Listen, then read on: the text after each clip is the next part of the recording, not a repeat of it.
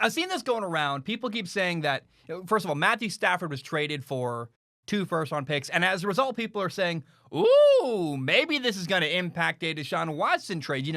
Matthew Stafford is worth 2 first-round picks, then how much could Deshaun Watson be worth? Oh, does this mean Deshaun Watson is worth 3, 4, 5 picks? It's got to be double what Matthew Stafford cost, right? Okay. First of all, I don't think those guys understand where value comes from. And then plus you got to remember with Houston, there's this giant wild card. So first of all, value is based on how much people are willing to spend for something.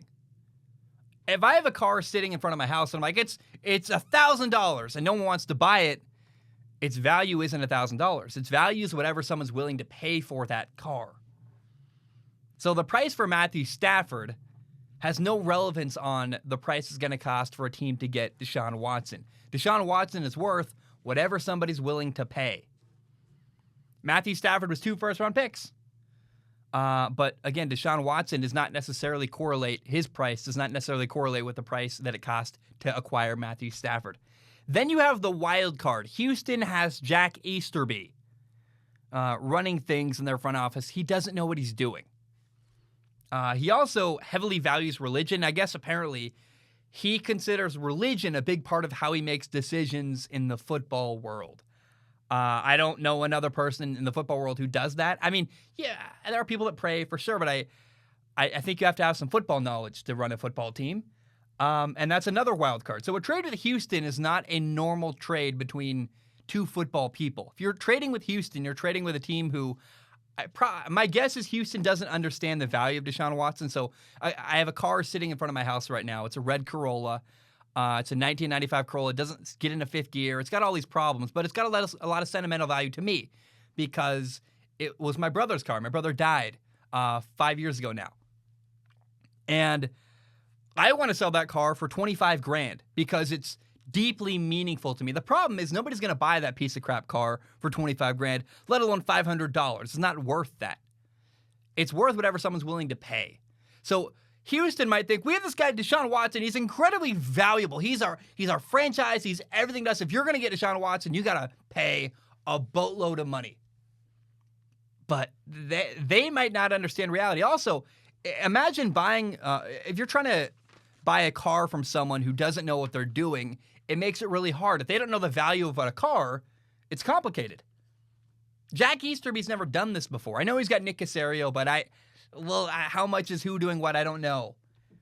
Again, it's like trying to buy a car from someone who's never sold a car before and doesn't know the value of a car. Plus, they also have a weird criteria.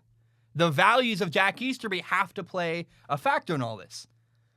I'm saying this to tell you, do not undervalue the incompetence of Houston. It might be week 1 next year before we see a trade for Deshaun Watson. Maybe never. Because this is a team that doesn't know what they're doing. They've got weird values that don't... I've never seen a football team that operates the way that Jack Easterby and the Houston Texans do.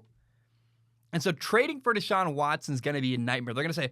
Maybe they say, we felt in our guts this was the right trade. We prayed about it a lot, and so we're sending him to New York for a 5th-round pick. It might be crazy like that, or it's going to be, well, we can't. It just we don't know what to expect from Houston because they're incompetent.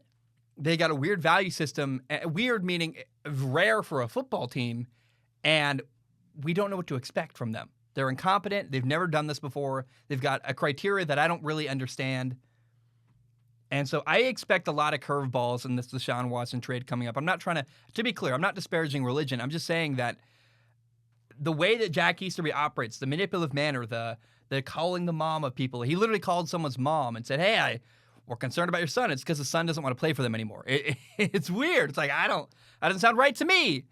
And there's a lot of stuff going on that I think we can't quantify the level of incompetence going on in Houston.